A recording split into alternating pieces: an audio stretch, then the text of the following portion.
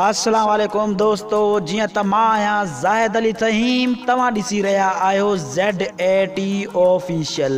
दोस्तों, अॼु जी हिन वीडियो में मां तव्हांखे उस्ताद मंज़ूर सखेराणी जे बारे में कुझु ॿुधाइण वारो आहियां। ॿुधाइण खां पहिरियां तव्हां दोस्तनि खे हिकु नंढड़ी गुज़ारिश आहे, जे अगरि तव्हां मुंहिंजे यूट्यूब चैनल ते पहिरियों दफ़ो आया आहियो त मुंहिंजी वीडियो खे लाइक कयो, चैनल खे सब्सक्राइब कयो।